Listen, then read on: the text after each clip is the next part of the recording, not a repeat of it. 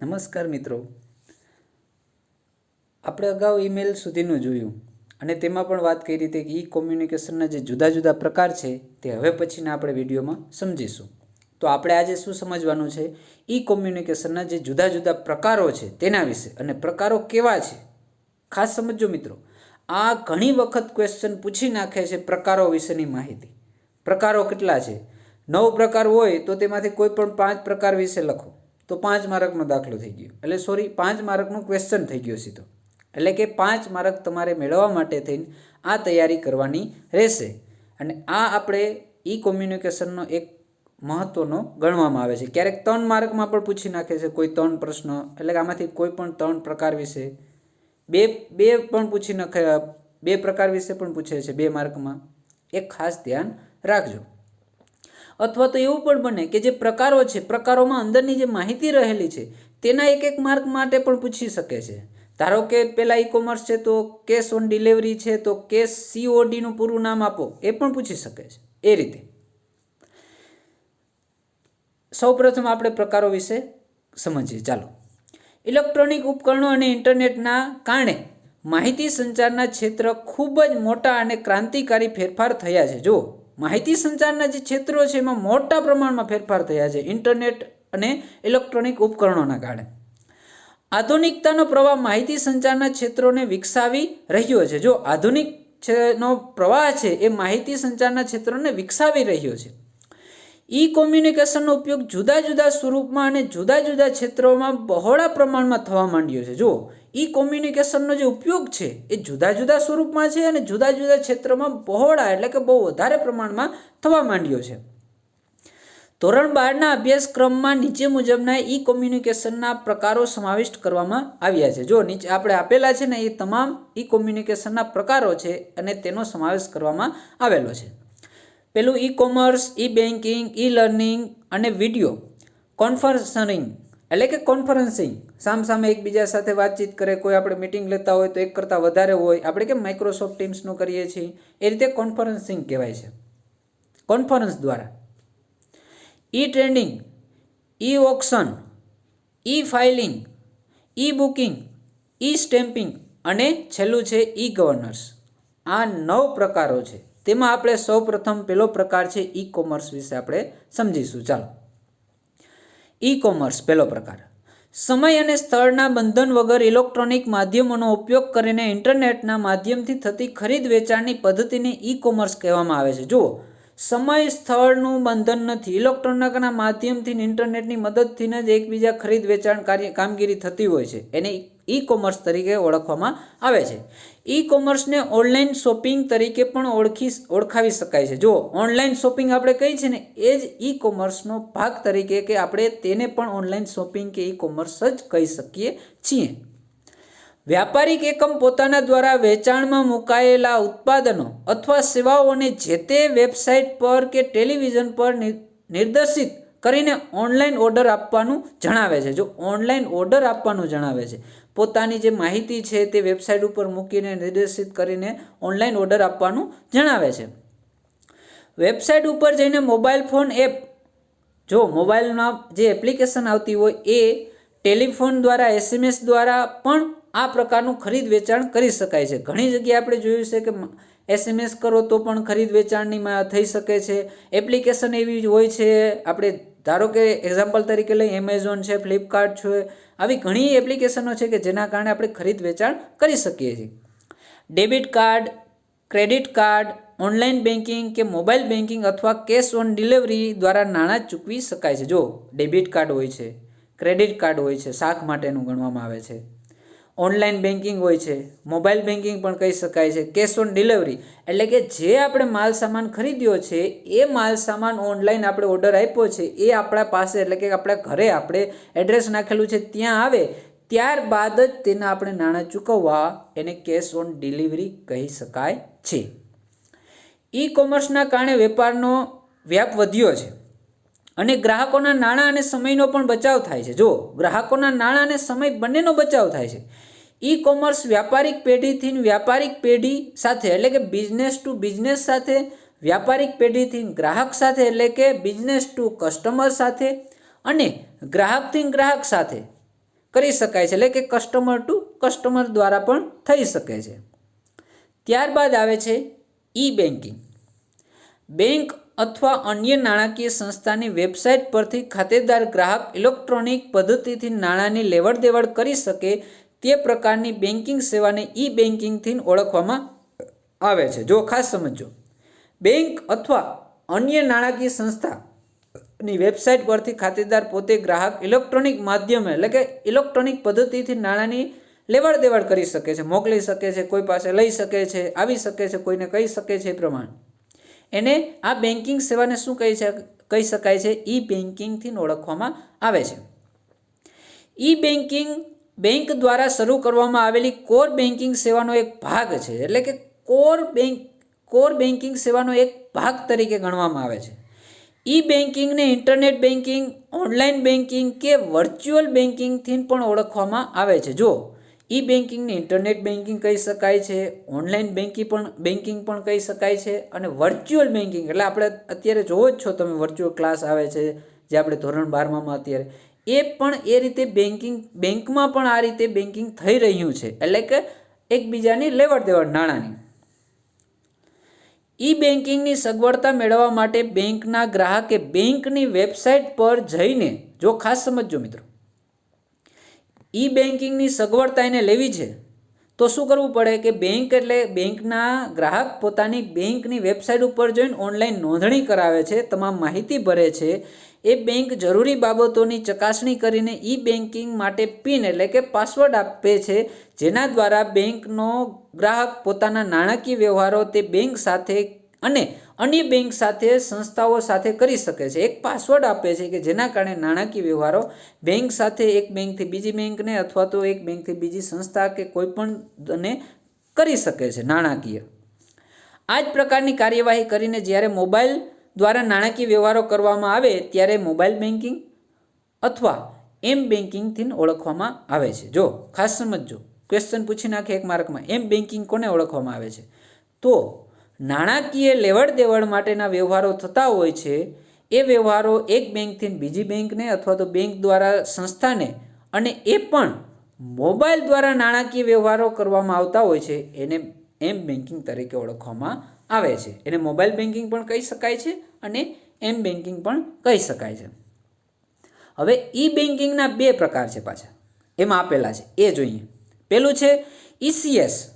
ECS એટલે કે electronic clearing service. જો ખાસ સમજો, ઈસીએસ તરીકે ઘણી વખત નામ સાંભળ્યું હશે. ઇલેક્ટ્રોનિક છે ક્લિયરિંગ ગણવામાં આવે છે અને સર્વિસ તરીકે તેને ઓળખવામાં આવે છે. આ બેંકમાંથી બીજી બેંકમાં કે સંસ્થામાં ઇલેક્ટ્રોનિક પદ્ધતિ ખાતેદાર બેંકના ગ્રાહક નાણાંની ચૂકવણી કરવાની સેવાઓ પ્રાપ્ત કરે છે. જો એક બેંકમાંથી બીજી બેંક એટલે કે ખાતામાં, બીજી બેંકના ખાતામાં અથવા તો સંસ્થાને ઇલેક્ટ્રોનિક માધ્યમથી એ નાણાંની ચૂકવણી કરવામાં આવે છે, તેને ઇલેક્ટ્રોનિક ક્લિયરિંગ સર્વિસ તરીકે ઓળખવામાં આવે છે. જો આ નાણાંની ઇલેક્ટ્રોનિક રીતે ટ્રાન્સફર થતા હોય છે ને, એને ઈસીએસ તરીકે ઓળખવામાં આવે છે. ઈસીએસનું ફૂલ ફોર્મ પણ ક્યારેક પૂછી નાખે છે, ઇલેક્ટ્રોનિક ક્લિયરિંગ સર્વિસ તરીકે, એ યાદ રાખજો. નાણાંને મેળવવા અને ચૂકવવા એમ બંને સેવાઓ માટે ઈસીએસ ઉપયોગી છે. નાણાં મેળવવા અને આપવા બંને માટે ઈસીએસ જરૂરી છે. મોટી સંસ્થાઓ પગાર, પેન્શન, વ્યાજ, કમિશન, ડિવિડન્ડ અને અન્ય પ્રકારના નિયમિત સમયે થતા નાણાકીય વ્યવહારો માટે ઈસીએસનો ઉપયોગ કરે છે. જો ઈસીએસનો ઉપયોગ કરે છે, ક્યારે કરે છે? પગાર હોય, પેન્શન હોય, વ્યાજ હોય, કમિશન હોય, ડિવિડન્ડ હોય, અન્ય પ્રકારના નિયમિતપણે જે નાણાકીય વ્યવહારો થતા હોય તે ઈસીએસથી મોકલે છે. ઈસીએસ એટલે ઇલેક્ટ્રોનિક ક્લિયરિંગ, એટલે કે ઓટોમેટિક તેના ખાતામાં જમા થઈ જાય છે.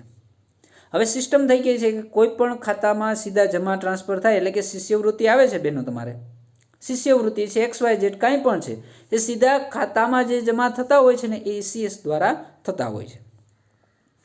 બેંકના વ્યક્તિગત ગ્રાહકો વીમાનું premium, telephone bill, light bill, માસિક હપ્તા જેવા નિયમિત સમયે તથા નાણાકીય વ્યવહારો માટે ઈસીએસનો ઉપયોગ કરે છે. જો બધું ગ્રાહકો, વ્યક્તિઓ જે છે, બેંક જે તે વ્યક્તિના ગ્રાહકો છે, વીમા પ્રીમિયમ ભરે, telephone bill, light bill, XYZ, loan લીધી હોય તો હપ્તા, XYZ કાંઈ પણ, અથવા તો કોઈ પણ છે તે નાણાકીય વ્યવહારો ઈસીએસથી કરવામાં આવે છે.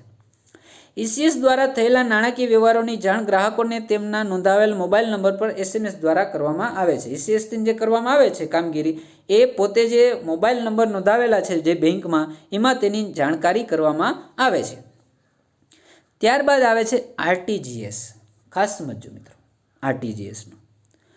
આરટીજીએસ એટલે કે રિયલ ટાઈમ ગ્રોસ સેટલમેન્ટ તરીકે કહેવામાં આવે છે. આરટીજીએસ અને સીએસ ઈસીએસ તરીકે આ બંને ધ્યાન રાખજો તમારે. ઈસીએસ એટલે કે ઇલેક્ટ્રોનિક ક્લિયરિંગ સર્વિસ તરીકે ઓળખી શકાય છે અને આરટીજીએસ એટલે કે real time gross settlement.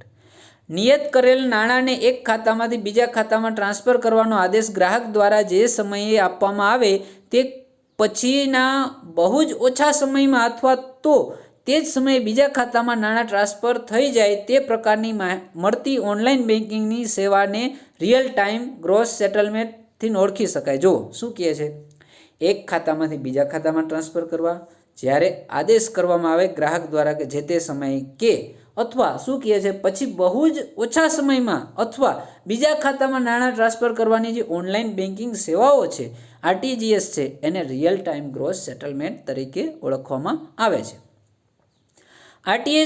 RTGS દ્વારા થયેલા નાણાકીય વ્યવહારોની જાણ ગ્રાહકોને તેમણે નોંધાવેલ મોબાઈલ નંબર પર એસએમએસ દ્વારા કરવામાં આવે છે. જો નોંધાવેલ મોબાઈલ નંબર ઉપર એસએમએસ દ્વારા કરવામાં આવે છે. આરટીજીએસની સેવા મેળવવા માટે જે તે બેંકના ચાર્જ પ્રમાણે દર ચૂકવવો પડે છે. આરટીજીએસ માટે નીચે મુજબની માહિતી ઓનલાઈન ફોર્મમાં આપવી પડે છે. જો આરટીજીએસની સેવા મેળવવા માટે બેંકનો ચાર્જ નક્કી કરેલો હોય છે, ચૂકવવો પડે છે અને જે આરટીજીએસની જે માહિતી છે ઓનલાઈન ફોર્મ આપેલું હોય છે તે તમામ ભરવું પડે છે.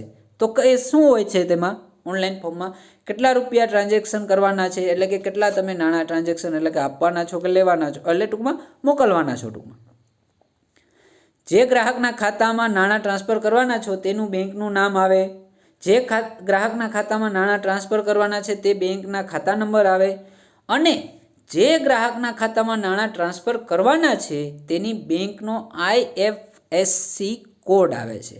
ખાસ સમજો, કેટલા નાણાં ટ્રાન્સફર કરવાના છે, વ્યક્તિનું નામ શું છે, બેંકનું નામ શું છે અને બેંકના ખાતા નંબર છે. એટલે કે ટૂંકમાં બેંકનું નામ આપેલું છે, વ્યક્તિનું નામ એમાં લીધું નથી. એટલે કે કેટલા આપવાના છે, બેંકનું નામ છે, કઈ બેંક છે, બેંકના ખાતા નંબર શું છે અને ખાસ છે IFSC કોડ કહેવામાં આવે છે. IFSC code Indian financial system code તરીકે ગણવામાં આવે છે. ઇન્ડિયન ફાઇનાન્શિયલ સિસ્ટમ કોડ તરીકે. અને આ કોડ 11 ડિજિટનો હોય છે, 11 આંકડાનો હોય છે IFSC કોડ. આ IFSC કોડ ઉપર જ બેંકની શાખા ક્યાં છે, બ્રાન્ચ કઈ છે, એ તમામ માહિતી તે આના અનુસંધાને જ મેળવી શકાય છે.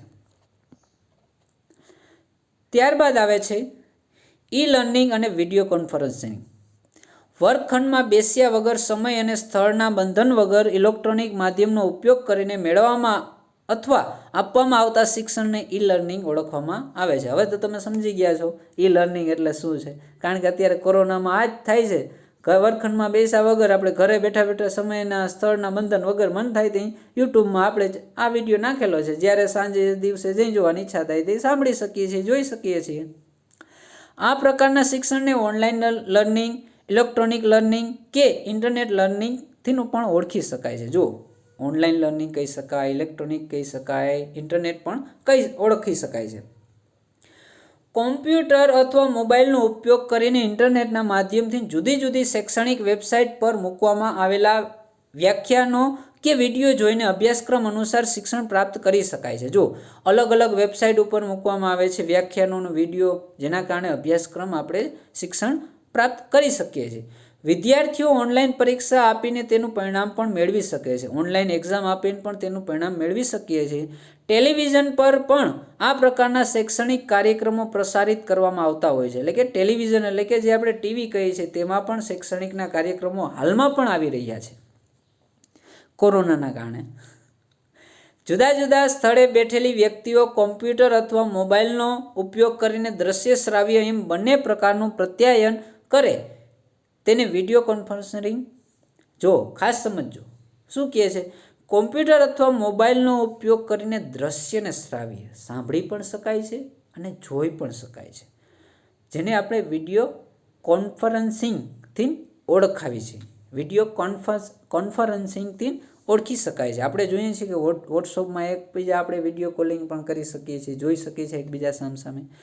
અહીં માહિતી સંચારની પ્રક્રિયા દ્વિમાર્ગી હોય છે, એટલે કે બે માર્ગી હોય છે, બે માર્ગથી પસાર થઈ શકે છે. ત્યારબાદ આવે છે ઈ ટેન્ડરિંગ. ટેન્ડર કઈ રીતે થાય છે? ઈ ટેન્ડરિંગ ઇલેક્ટ્રોનિક માધ્યમથી કોઈ પણ સંસ્થા દ્વારા બાંધકામ, મોટા જથ્થામાં ખરીદ વેચાણ કે અન્ય કાર્ય સેવાઓ પ્રાપ્ત કરવા જાહેર કરવામાં આવે છે. તે કામકાજ માટે ઘણી બધી સંસ્થાઓ રસ બતાવતી પોતાના ભાવપત્રક અને શરતો મોકલાવે છે. જો આપણે મોટું બાંધકામ બનાવવાનું છે, એટલે કે ઘણી વખત આપણે જોયું હશે બેન કે સરકારી કામગીરી હોય છે, તેમાં ટેન્ડરિંગ એટલે કે ટેન્ડર બહાર પાડવામાં આવે છે. એટલે કે અલગ અલગ જે વ્યક્તિઓ કે કોઈ સંસ્થા એમાં ભાગ લેવા માગતી હોય, ઈચ્છતી હોય, તો એ ટેન્ડરમાં પોતાનો ભાવ નક્કી કરે ને જે કામગીરીને નીતિ નિયમો લખેલા હોય છે તે અનુસાર તે કામગીરી કરતા હોય છે. પુલ બનાવવા, રોડ બનાવવા, XYZ કાંઈ પણ મકાનો બનાવવા, તે તમામ માહિતી રસ ધરાવતી સંસ્થાઓ તેમાં ભાવપત્રક રજૂ કરે છે અને શરતો મૂકે છે. ત્યારબાદ જે તે પેઢી કે સંસ્થાને કામ કરવાનો પરવાનો આપવામાં આવે તેને ટેન્ડરિંગ કહેવામાં આવે છે. જો જે સંસ્થા કે પેઢીએ આ બાબતની રસ દર્શાવેલો છે કે હું આ કામગીરી કરીશ, એ સંસ્થા કે કોઈ પણ સંસ્થાને આપણે એના માટેની પરવાનગી આપો કે ભાઈ તમે આ સંસ્થામાં તમે બધેથી ભાવપત્રક ઓછું ભરેલું છે, એટલે તમને આ પ્રમાણમાં તમને સોંપવામાં આવે છે કામગીરી, તો એને શું કહેવામાં આવે છે? ટેન્ડરિંગ તરીકે ઓળખવામાં આવે છે. અને જ્યારે આ સમગ્ર પ્રક્રિયા ઓનલાઈન કરવામાં આવે ત્યારે તેને ઈ ટેન્ડરિંગથી ઓળખી શકાય છે. જો ટેન્ડરિંગ તો આમ કહી શકાય છે, પણ જ્યારે સમગ્ર પ્રક્રિયા ઓનલાઈન જ કરવામાં આવે છે ત્યારે તેને ઈ ટેન્ડરિંગથી ઓળખી શકાય છે. ઈ ઓક્શન. ઈ ઓક્શન એટલે કે ઇલેક્ટ્રોનિક માધ્યમથી થતી હરાજી. જો ઇલેક્ટ્રોનિક માધ્યમથી હરાજી થતી હોય છે, આપણે ઘણી વખત જોયું કે હરાજી થાય છે, તો હરાજી હવે ઈ ઓક્શન પણ થઈ ગયું છે, ઇલેક્ટ્રોનિક માધ્યમથી પણ થઈ રહ્યું છે. આ પ્રક્રિયામાં માલ સામાનની હરાજી કરનાર અને માલ સામાનને ખરીદનાર આભાસી બજારમાં ખરીદ વેચાણ માટે પોતાના ભાવતાલ આપે છે. એટલે કે જે ખરીદનાર છે એ પોતાનો ભાવતાલ એમાં રજૂ કરે છે. આ પ્રકારના ઈ ઓક્શનમાં થતો વેપાર વેપારી પેઢીથી વેપારી પેઢી સાથે એટલે કે બિઝનેસ ટુ બિઝનેસ સાથે, વેપારી પેઢીથી ગ્રાહક સાથે એટલે કે બિઝનેસ ટુ કસ્ટમર સાથે, અને ગ્રાહકથી ગ્રાહક સાથે હોય છે, એટલે કે કસ્ટમર ટુ કસ્ટમર સાથે થઈ રહ્યું છે. હરાજી કરનાર પોતાના માલ સામાન અથવા સેવાઓની માહિતી ઇન્ટરનેટ દ્વારા હરાજી માટેની નિયત કરેલી વેબસાઇટ પર મૂકે છે. એટલે કે નિયત કરેલી જે વેબસાઇટ છે તેના ઉપર મૂકવામાં આવે છે. રસ ધરાવતો ખરીદનાર વર્ગ નિયત કરેલી સમય મર્યાદામાં પોતાને પોસાતો ભાવ મોકલે છે. એટલે કે પોતાને પોસાતો હોય એ ભાવ મોકલે છે સમય મર્યાદામાં એ પ્રમાણે. ત્યારબાદ આવે છે ઈ ફાઇલિંગ. ખાસ સમજજો મિત્રો, ઈ ફાઇલિંગ એટલે શું? કોઈ પણ સંસ્થા દ્વારા નિયત કરેલા કોમ્પ્યુટર પ્રોગ્રામમાં જરૂરી માહિતી ભરીને તે માહિતીને સંલગ્ન દસ્તાવેજો દ્વારા જે તે વેબસાઇટ પર અપલોડ કરીને કોઈ માહિતી મોકલવામાં આવે તેને ઈ ફાઇલિંગથી ઓળખી શકાય છે. જો કોમ્પ્યુટર પ્રોગ્રામમાં જરૂરી માહિતી ભરી એટલે કે જે જરૂરી માહિતી છે, દસ્તાવેજો છે, એ જે તે વેબસાઇટ ઉપર અપલોડ કરવામાં આવે છે અને એ જે અપલોડ કરી છે એ માહિતી મોકલવામાં આવે છે તેને એ અપલોડ કરેલી માહિતીને ઈ ફાઇલિંગથી ઓળખી શકાય છે. ઈ ફાઇલિંગ માટે જે તે વેબસાઇટ પર નોંધણી કરાવવાની હોય છે. એટલે કે જે તે વેબસાઇટ ઉપર નોંધણી કરાવવાની હોય છે, જે માહિતી આપેલી છે તે માહિતી ભરવાની હોય છે. નોંધણી થયા બાદ માહિતી મોકલનારનું એક ખાતું બને છે. જો નોંધણી કરનાર છે એ વ્યક્તિનું ખાતું બને છે અને તેનો ઉપયોગ માહિતી મોકલનાર પાસવર્ડ દ્વારા કરી શકે છે. એટલે કે જે માહિતી મોકલનાર છે એક પાસવર્ડ આપે છે તેના દ્વારા થઈ શકે છે. જેમ કે મહેસૂલ વિભાગ છે, કરવેરા વિભાગ છે અને અન્ય સંસ્થાઓ ઈ ફાઇલિંગની આધુનિક સેવાઓ આપે છે અને તેનો ઉપયોગ પણ કરે છે. જો શું કહે છે, મહેસૂલ વિભાગ છે, કરવેરા વિભાગ છે કે અન્ય સંસ્થાઓ છે શું છે, ઈ ફાઇલિંગની આધુનિક સેવાઓ આપતી હોય છે કે જેના કારણે તેનો ઉપયોગ કરી શકાય છે. ત્યારબાદ છે ઈ બુકિંગ. ઈ બુકિંગ એટલે કે સમય સ્થળના બંધન વગર ઇલેક્ટ્રોનિક માધ્યમનો ઉપયોગ કરીને ઇન્ટરનેટ દ્વારા રેલવે કે વિમાન મુસાફરીની ટિકિટ, સિનેમા અથવા કોઈ પણ પ્રોગ્રામની ટિકિટનું અગાઉથી આરક્ષણ કરી શકાય તે પ્રકારની સેવાને ઈ બુકિંગથી ઓળખી શકાય છે. જો આપણે ઘણી વખત જોયું હશે ઈ બુકિંગ કરવું છે એટલે કે ઇલેક્ટ્રોનિક માધ્યમ દ્વારા આપણે સમય સ્થળ જોયા વગર આપણે અત્યારે એમ થાય કે કોઈ સિનેમામાં કોઈ પિક્ચર જોવા જવું છે, કોઈ વિમાનમાં મુસાફરી કરવી છે, તો આપણે તરત જ એપ્લિકેશન કે કોઈ જે માહિતી આપેલી છે એ માહિતીની વેબસાઇટ કે એપ્લિકેશનમાં જઈ અને જે તે તારીખની સીધી આપણે સિનેમાની ટિકિટ લઈ શકીએ છીએ, એ પિક્ચર ફિલ્મ ચાલતું હોય ત્યારનું, કે વિમાનની પણ ટિકિટ લઈ શકીએ છીએ. IRCTC કરીને છે રેલવેની એપ્લિકેશન છે તેમાં પણ આપણે કરી શકીએ છીએ કે એક નક્કી થઈ જાય કે આ બેઠક ઉપર છે એનું આરક્ષણ થયેલું છે કે આ અમે બુકિંગ કરાવેલું છે. ટૂંકમાં ઈ બુકિંગને ઈ રિઝર્વેશન પણ કહેવામાં આવે છે. જો ઈ રિઝર્વેશન પણ તરીકે ઓળખવામાં આવે છે. ઈ બુકિંગ દ્વારા આરક્ષિત કરાયેલી ટિકિટ બુકિંગ કરાવનારના ઈમેલમાં અથવા મોબાઈલમાં ઈ ટિકિટના સ્વરૂપમાં મોકલવામાં આવે છે. જો ઈ બુકિંગ કરાવેલું છે, આરક્ષિત તો પોતે ટિકિટ કરી નાખી છે, તો ઈમેલ અથવા તો મોબાઈલ નંબર ઉપર ઈ ટિકિટના સ્વરૂપમાં મોકલવામાં આવે છે. SMS દ્વારા કે ઈમેલ દ્વારા કે કોઈ પણ રીતે મોકલવામાં આવે છે. વપરાશકારને જરૂરિયાત જણાય તો ઈ ટિકિટની કાગળ પર પ્રિન્ટ લઈ શકે છે. જો વપરાશકારને એવું જણાય કે હવે આ ઈ ટિકિટની કાગળ ઉપર જરૂરિયાત જણાય છે તો તેની પ્રિન્ટ પણ લઈ શકાય છે. ઈ બુકિંગ માટે નાણાંની ચૂકવણી debit card, credit card, online banking કે મોબાઈલ બેન્કિંગ દ્વારા કરવાની હોય છે. જો કઈ રીતે નાણાંની ચૂકવણી થતી હોય છે કે ઈ બેન્કિંગની ડેબિટ કાર્ડ છે, ક્રેડિટ કાર્ડ છે, ઓનલાઈન બેન્કિંગ છે કે મોબાઈલ બેન્કિંગ દ્વારા પણ કરી શકાય છે. ત્યારબાદ છે ઈ સ્ટેમ્પિંગ. ઘર કે જમીનના ખરીદ વેચાણ, ભાડા કરાર, કોઈ પણ પ્રકારનું સોગંદનામું તૈયાર કરવા અને કોઈ પણ વ્યાપારિક પેઢીનું રજિસ્ટ્રેશન કરવા માટે સરકારમાં સ્ટેમ્પ ડ્યુટી ભરવી પડતી હોય છે, એટલે કે સ્ટેમ્પ ડ્યુટી ભરવાની થતી હોય છે. તો એ સ્ટેમ્પ ડ્યુટી ભરવા માટે શું કરવું? સરકારની બિનવૈધાનિક સ્ટેમ્પ ડ્યુટી ભરવા માટે કોમ્પ્યુટર આધારિત એક પ્રોગ્રામ અને એક નક્કી કરેલું હોય છે જે ખૂબ જ સુરક્ષિત પદ્ધતિથી ઈ સ્ટેમ્પિંગ તરીકે ઓળખવામાં આવે છે. 50 રૂપિયા, 100 રૂપિયા, 500 રૂપિયાનું આપણે ઈ સ્ટેમ્પિંગ જોઈને છે તો એ રૂપિયા જમા કરાવો તો એક કાગળમાં તેની માહિતી સહિત તમામ ડિટેલ સહિત તેમાં આવી જાય છે. ત્યારબાદ આવે છે ઈ ગવર્નન્સ. ઇલેક્ટ્રોનિક માધ્યમોની મદદથી સરકારી સેવાઓ અને તેને આનુષંગિક માહિતી દેશના છેવાડાના માનવી સુધી ખૂબ જ ઝડપથી અને વહીવટી રીતે પારદર્શક સ્વરૂપે આપી મેળવી શકાય છે. જો વહીવટી ઝડપથી અને પારદર્શક સ્વરૂપે આપી શકાય છે, મેળવી શકાય છે. આમ ઇલેક્ટ્રોનિક માધ્યમોનો ઉપયોગ કરીને ઇન્ટરનેટની મદદથી સરકારી સેવાઓ અને તેને આનુષંગિક ઓનલાઈન પૂરી પાડવાની સમગ્ર પ્રક્રિયાને ઈ ગવર્નન્સ તરીકે ઓળખવામાં આવે છે. એટલે આ બધી માહિતી પોગાડવામાં ઇન્ટરનેટની મદદથી આનુષંગિક સેવાઓ પૂરી પાડવામાં આવે છે નેટની મદદથી, તેને શું પ્રક્રિયાને કહેવામાં આવે છે? ઈ ગવર્નન્સ તરીકેથી ઓળખવામાં આવે છે. મિત્રો ચાલો મિત્રો આપણે આ પ્રકરણમાં અહીં સુધી રાખશું. નમસ્કાર મિત્રો.